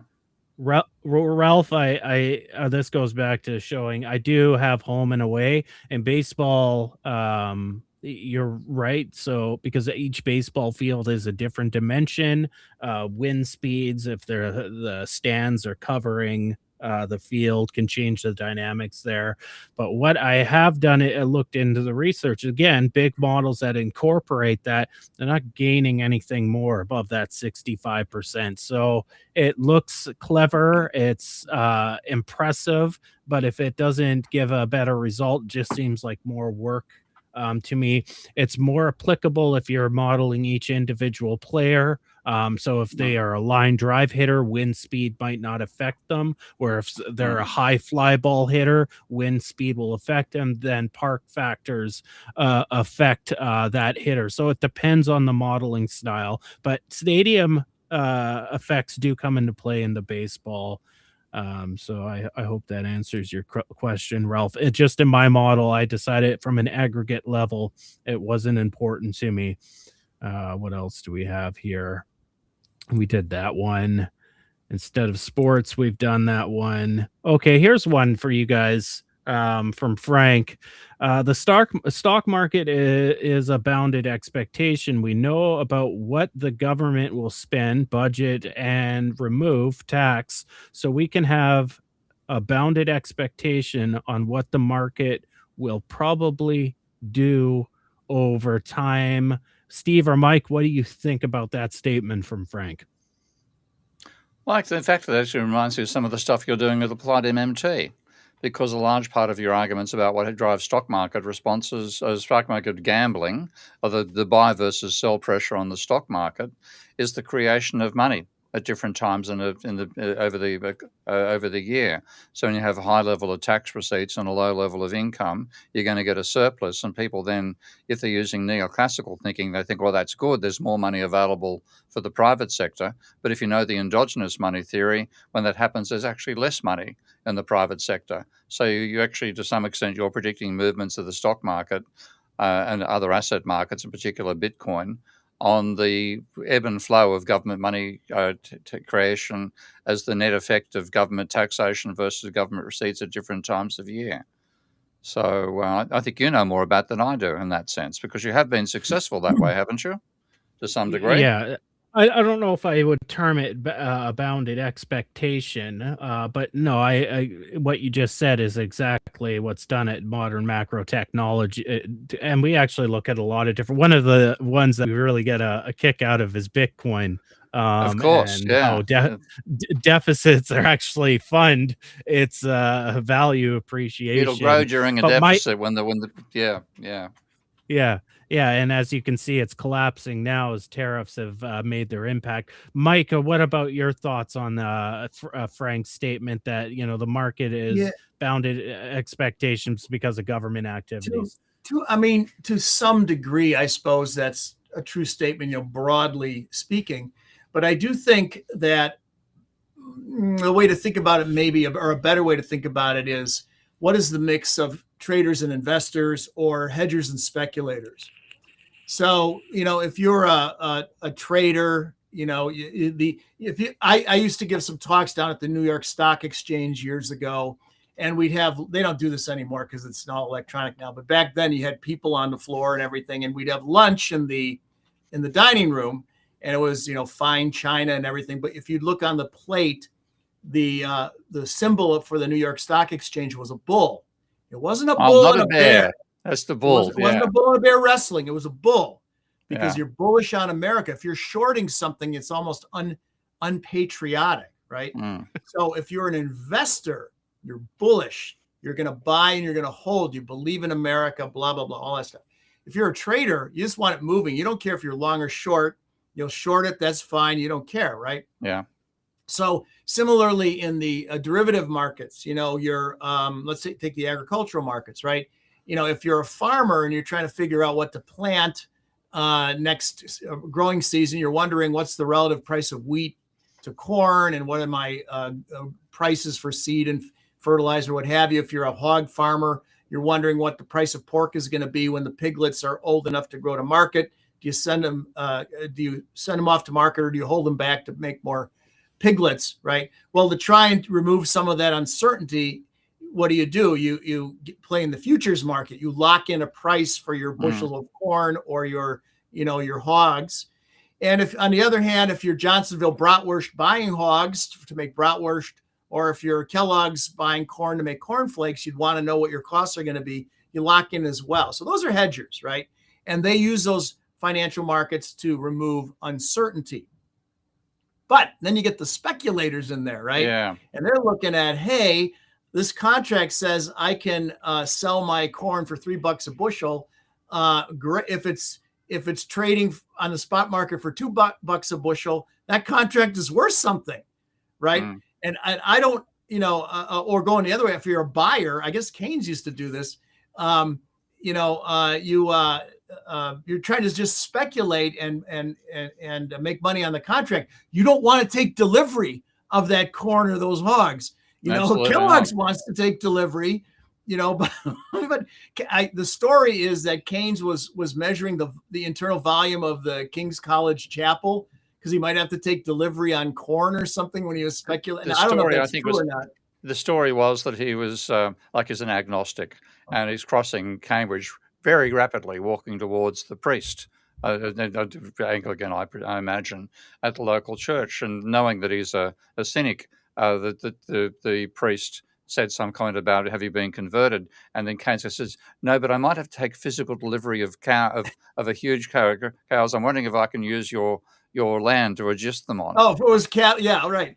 Yeah, okay. So the speculators don't want the commodity, the underlying, right? Yeah. They just want to make money. So my point is this: if you got a lot of speculators in the stock market or whatever market relative to hedgers, traders rather than investors, you can get a lot of speculative bubbles and what have you. And I think that kind of stuff, right, herd behavior and whatever, might supersede the sort of the basics of the deficit spending and all that. Yeah. And one final point is, I think, and again, Steve can help me with the urban legend or the story or whatever, but didn't Joseph Kennedy, JFK's father, not get wiped out in the 29 stock market crash because he knew it was time to get out when his shoe shine boy was buying stocks or something like that? He was actually in a lift. And the lift operator gave him some advice on buying a share. And he said, when the lift operator tells me the time to invest, it's time to get out of the market. Actually, this is a fun point to bring in the garbage that neoclassical economists have done, giving us the efficient markets hypothesis, because there's nobody ever reads the original references except me, it seems. So here is the Sharp, who gave us the efficient capital asset pricing model, justifying his use of equilibrium thinking in the stock market. He says, in order to derive conditions for equilibrium in the capital market, we invoke two assumptions. First, we assume a common pure rate of interest, with all investors able to borrow or lend funds on equal terms. Second, we assume homogeneity of investor expectations. Investors are assumed to agree on the prospects for the various investments, expected values, standard deviations, correlation coefficients. Needless to say, these are highly restrictive and undoubtedly unrealistic assumptions. So how does he justify it? By a mangled appeal to Friedman so Friedman's concept of, pardon me, getting stuck in my thinking here, on assumptions, whether assumptions matter or not. He says, however, since the proper test of a theory is not the realism of its assumptions, but the acceptability of its implications, not that it works, it's what acceptable implications are. And since these assumptions imply equilibrium conditions that form a major part of classical financial doctrine, it is far from clear that this formulation should be rejected, especially in view of the dearth of the alternative models. Now, at a later stage, he actually assessed just how realistic it was to make these assumptions. And he said, so assuming homogeneity, so there are no bulls, there are no bears, everybody agrees on the prospects of every investment. So you can't have a conversation about stock market because you'll agree with each other. You'll talk about the furniture instead when you go to a dinner party. Bullshit. Now, here he says, by assumption, this is in a paper 3 years later. Here's a title called Disagreement to this chapter. Was that a play on words though? On words, a bull market bullshit. No. Okay. It'll do. Okay. Bullshit. Said, by assumption, bullshit. By assumption, there is complete agreement about future prospects. Even the most casual empiricism suggests that is not the case.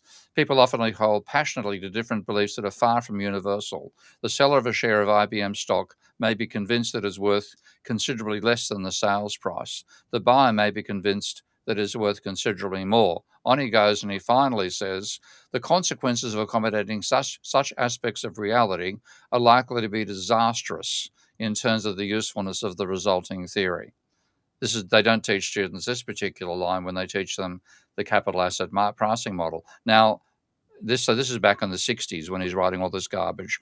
In the early 2000s, Fama and French did a huge amount to popularize Sharpe's argument and argue the capital asset pricing model accurately described the market.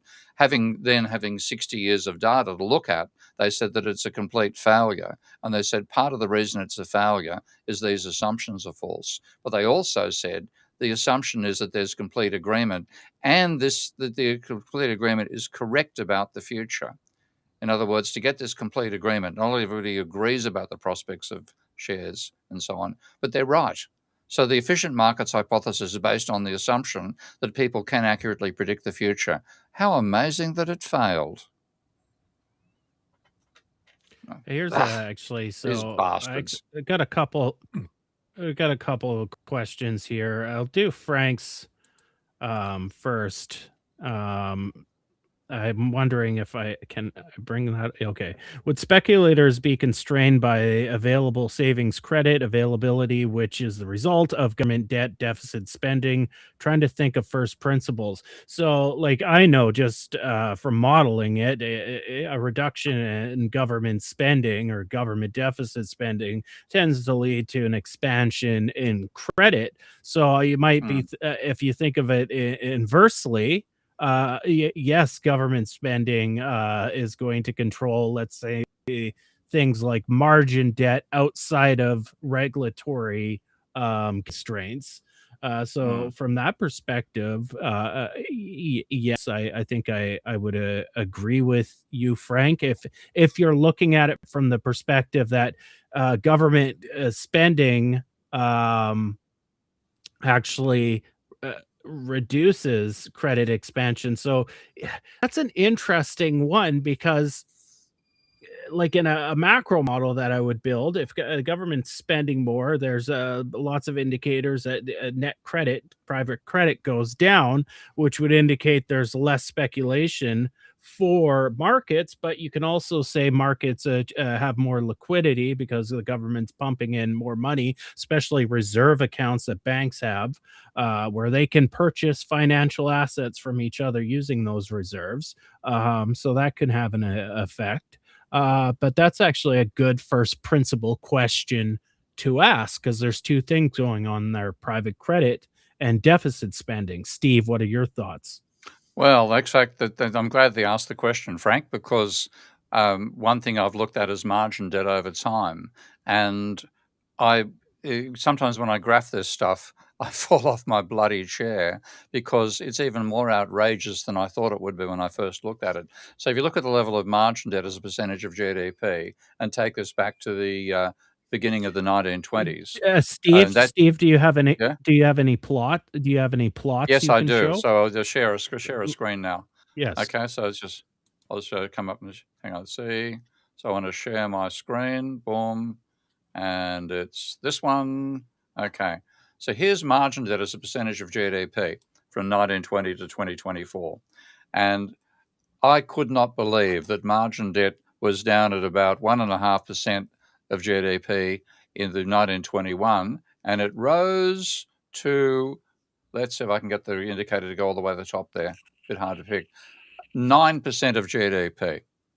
Now that was back when with the margin loan, you could buy 10 times what you put down. So you put down $100,000, your margin loan becomes $900,000. You buy $1 million worth of shares. And that was sold as people as this is a guaranteed winning because shares will never fall by 10% in a day. If they rise by 10%, you're going to double your money because you put down 100,000, you got $1 million there. It rises by 10%. That's 1.1 million.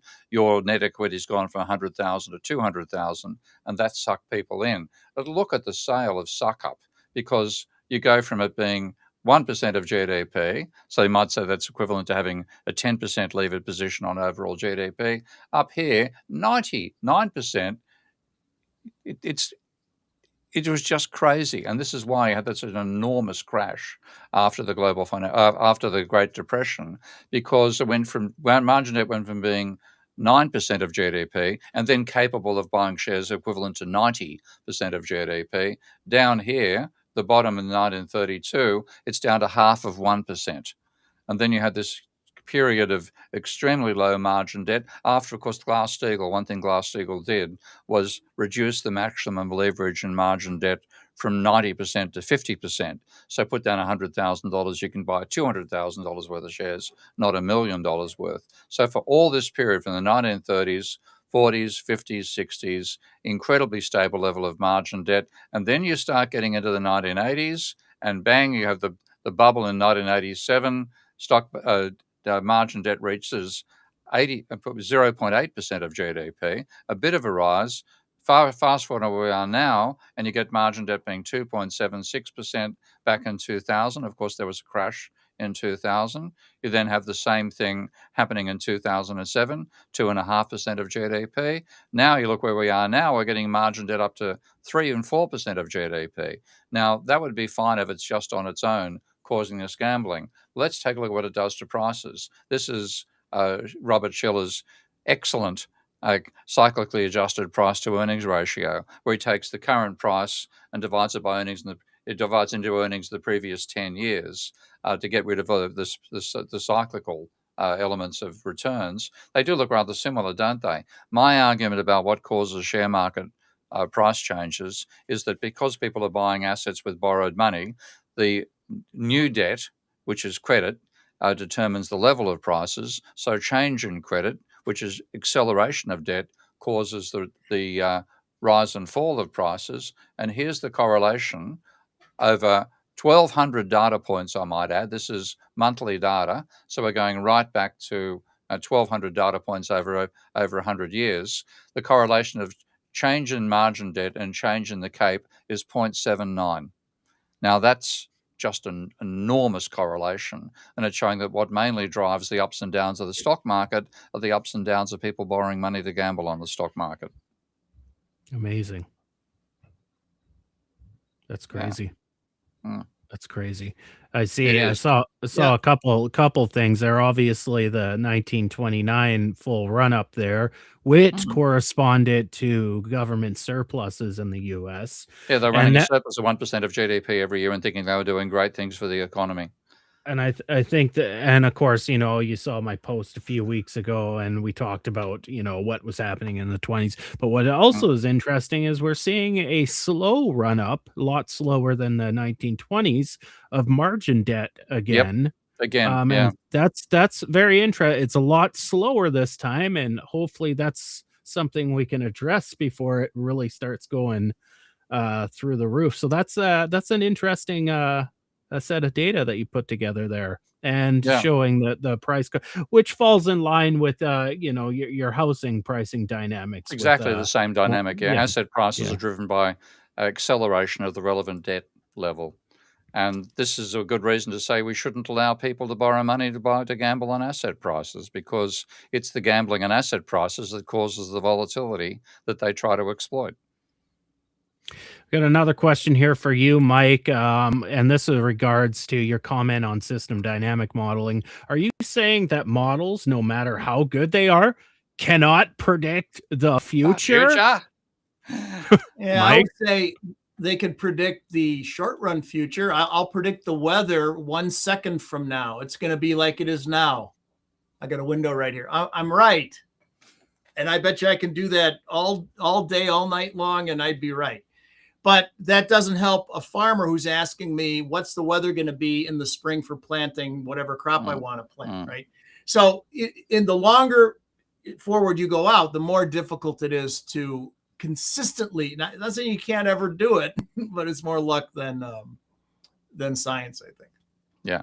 I mean, these are chaotic systems, and the trouble is neoclassicals are trying to shoehorn chaotic systems into equilibrium models. And that's one reason they're so totally useless, because the system is never in equilibrium. And I'm seeing all these bloody neoclassicals turning up on Twitter. You would have noticed them too, I'm sure. Ty, what's his name? That guy, that's that Spanish guy, Fernandez Villaverde. Jesus Fernandez Villaverde. Wonderful name. I mean, if only his economics is as good as his name, I'd like him. But it's all this neoclassical nonsense about equilibrium, and they're back wanking on about equilibrium at the same time as, we're coming 20 years after the financial crisis that their equilibrium models completely failed to see. And this is what I expected this, but it's still a pain in the ass to see it happening, because what happens when there's a crisis neoclassicals don't see coming, like the Great Depression and like the global financial crisis, they crawl back into their hole, and their hole happens to be microeconomics. They go back and talk about micro. And then when people have forgotten the crisis, including them, they come out championing how great their macro models are, which assume equilibrium. And that's happening again now. So all these poor bloody students are paying a fortune for university degrees, where they got taught to think about the economy in equilibrium terms, as if that's advanced thinking. It's 60 years behind science. Behind discovering chaos theory, complexity, nonlinear dynamics, and so on, completely primitive. And these bastards are lecturing us on good analytic methods. Go jump in a lake. I just show one of the results from their DSG models from the pandemic era, forecasting inflation. So, we're far enough from that we've already forgotten, how terrible. And those are the advanced new Keynesian models, the Hank model. I'm sure, Steve, you've seen me post that model a few times ago, and that was derived from Hank, which is supposed to be the cream of the crop. But it's not. As for, I agree with what Mike said, Ralph. I always look at models. The cone of uncertainty grows as you go into the future, because you're starting an abstract concept. Until we get to the point where we can model every variable in the universe, it's always going to be abstract. But even those long-term forecasts, if the cone of uncertainty may grow more, Mike will attest to this, the behavior of the system further out in the future can provide some insights. Maybe we're reaching a capacity limit or something like that, and we might not know the exact quantitative number, but we see the behavior in the system where it overshoots and collapses, right? So the further you go out into the future with modeling, it becomes more qualitative. What is the behavior of the system? What could it potentially look like under a certain policy scenario, and then maybe compare it to another policy scenario. So it becomes about that more than quantitative numbers, whereas short-term forecasts, like maybe using a vector auto regression model or a bridge model or a dynamic factor model in the short term next quarter, they can be they're useful for more quantitative looking for those forecasts. And that applies to weather models too. I put out this quote the other day, comparing economists to weather forecasters and whatnot. This applies to all modeling. It's all abstract, and the further you go out into the future, the less predictive it's going to be. But if you look like a hurricane model, it's still very insightful, even though that cone of uncertainty gets wider. If you look at Atlantic hurricanes coming into the eastern seaboard, right? Even if the cone of uncertainty is wide, the model's showing that it's going to curve and go up the seaboard instead of crossing Florida, and that's still very insightful. Oh, extremely. I mean, So I have incredible respect for meteorologists. I've been offered a couple of times to come in and check out the models at some. It just hasn't happened, but I'd like to go and see the models they use, because the sophistication and the accuracy of their predictions over time have risen, even as the chaotic nature of the weather's got worse because of climate change. So, economists don't aren't worthy to shine the shoes of meteorologists in terms of the accuracy of their predictions and how much they modify their models to suit, be able to capture reality and describe it, rather than the ideological nonsense economists go on with. well, that's the old joke. Why do economists exist? To make the meteorologists look good? I think Well, that's there's actually, I think it's a Branko saying on Twitter that next to physics, economics is astrology, and I said, I'm sorry, next to astrology, economics is astrology. So this begs the question. The question. So was it Ralph? I'm not sure who asked me that question a moment. Ralph did, yeah. It begs the question: why do we do modeling, right? Yeah. At least dynamic modeling and what have you. And it's, I mean, there's no right answer. I can tell you in our group why we do modeling, and this is Forrester, sort of beat this into our heads. So it's really Jay's opinion on this, but I agree with it. And that is we have an airplane, and the airplane is in our case, the economy, right? Mhm. And the airplane is not flying the way we want it to fly. We would like it to fly higher, faster, carry more cargo, be more fuel efficient, emit less pollutants, fly more smoothly when you hit turbulence, whatever. And so how do we redesign the airplane so that we solve the problem, we make it do whatever we want it to do, or at least get closer to it? And there's always trade-offs to these things, right? If you want it to fly more fuel efficiently, it probably can't carry more cargo, for example, and so forth. So more of this means less of that, and vice versa. So with the economy, I think I mentioned this last week, instead of focusing, let's say, on GDP, it might be better to focus on a multi-attribute function like the Redefining Progress's genuine progress indicator that has GDP in it, but all sorts of other stuff that also is involved in the socioeconomic system, crime rate and stuff like that, right?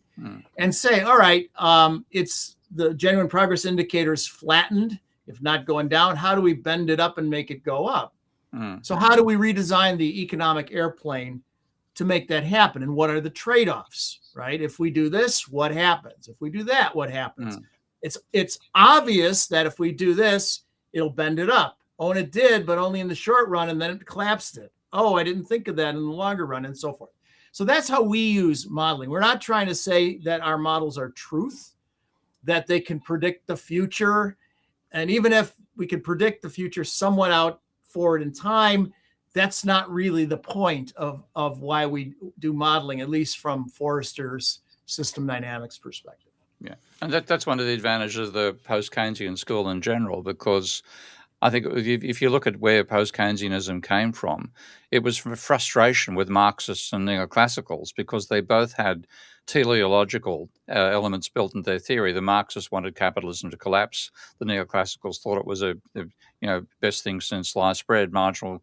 It's a meritocracy, and you get this ideological bias on both sides of the models Marxists create and the models neoclassicals create. And post-Keynes said, we just want to describe the bloody system. That's what we're trying to do. So there's an anti-ideological element to our side of economics, and thank Christ there is, because otherwise economics would just be full of left and right-wing fantasies and have no descriptive capability whatsoever. Thanks, Graham, for the super chat. What is Shanky chart graph, if there's Does such he a mean thing? Sankey graph? Do you mean I don't know what that is. I think it's a Sankey graph, doesn't he? I mean, that's the graph to show energy flows and things like that. I'll just actually, let's see. If it's not, Graham, add an extra comment so I know what you're talking about. I mean, and thanks again. I think it's a Sankey, and what it is a way of showing material flows through a system. So you actually get the actual empirical data about, for example, iron ore coming into an economy, then iron ore goes fundamentally into the iron industry, and then you get steel coming out the other side, and steel goes in various directions, including back into the steel industry and so on. So you show the flows of materials across an economy over time. I think they're absolutely brilliant diagrams as showing the physical reality of production.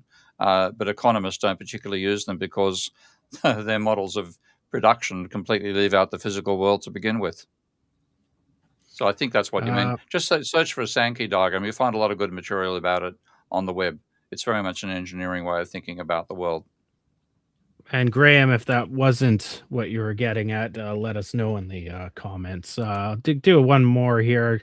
Charles, of course, if you are investing, like long-term investing, statistical analysis on your the company's financial statements is one part of your fundamentals that you're looking at at the company. So with day trading and swing trading, which is just longer day trading, really, essentially, you're using mostly technicals, and you'll use fundamentals like news about a drug patent as confirmation.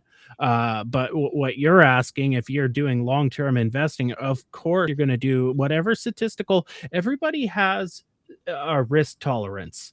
And so whatever your risk tolerance is going to dictate what kind of analysis you want to do on a company. So if you want to put, and Mike would say, torture the company's financial statements with rigorous techniques on the data and create slopes and functions, do it, because it is fundamental to that company's operation, and that's one part of your analysis. And of course you're going to be looking at other fundamentals like what industry it's in, what expected sales are coming, what innovations have happened. So absolutely, from a I don't do long-term investing. I'd rather put aside some of my money so I can have fun things like baseball betting. But for long-term investing, of course, if that's part of your risk tolerance and you need to examine their balance sheet, of course, that's fundamental. But for swing trading and day trading, rigorous analysis on that part is not necessarily a thing that I would do. Like, I do a lot of swing trading now. I've given up on day trading; it's too intensive. Swing trading, I find there's lots of value in that, where I stay in a position over a few weeks. But I won't do a rigorous examination of their balance sheet. I'm using mostly technicals and a few catalysts, which is fundamental news. Is this okay? This company has hit a resistance or a support level, so it bounces off the bottom and it's going back up. But should it be going back up? Is there news to say that company should go up for a few weeks? And it could be like I said, a drug company with a new patent, et cetera, et cetera. So it depends on the duration of your investment, really, on that. But if it's long term, of course, I would do that too. Yeah, I would say that kind of analysis is an investor's mentality, not a trader's mentality, longer run. And you can do a lot. We talk neural nets, support vector machines, AI, and all that. That's cool. But you can do a lot with a ruler. Just draw a trend line, and two bounces connecting a line going is a line. 3 or more is a trend.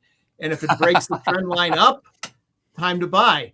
Similarly, if there's floors and ceilings, support and resistance, they're usually on the holes, not HOLES, but WHOLES, whole numbers.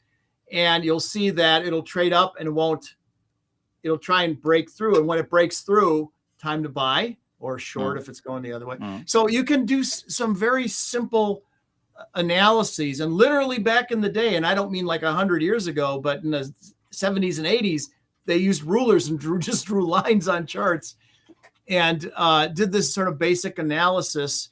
And, so look at the financials and you say, it kind of looks juicy. But before I would jump in the pool, I would draw a trend line and say, are we downtrending? I'll wait to buy when it breaks the trend line, for example. Or I won't, if it's about to hit a ceiling, a resistance level, I'll wait to buy until it breaks through, because the stats, the financials look good. Let me wait to get in, and And if you just do that, and this is if you're an active trader, not if you're just putting it in a, the S&P 500 ETF or something. Something like that is, you don't have to worry about derivatives and Taylor series expansions and Python code and stuff like that. Get yourself a ruler, and and just don't do anything crazy, and you'll probably be okay. Well, we are we've done 2 hours. That was good. You know what, guys? We're gonna do more of these, not on betting, but there's a ton of side things out there that relate to economics, and we had a lot of good discussions today, getting into expectations and markets. So I think it was good to cover this. Thanks for everybody and their questions. Graham, thanks for the super chat. That will go directly to the Restream streaming service that is glitchy as fuck, and I pay $50 a month for. Repairing so thanks, Restream, for not being glitchy in the future. If you're monitoring your streams, that would be much appreciated. Anyways, until next week. Next week, it's just going to be a straight Q&A like we do every couple weeks. So get your questions ready. Mike, Steve, get your thinking caps on. Be prepared for the worst. Hope for the best. Tinfoil hat. And we will see you next week. Bye-bye. Bye-bye. You are now relearning economics.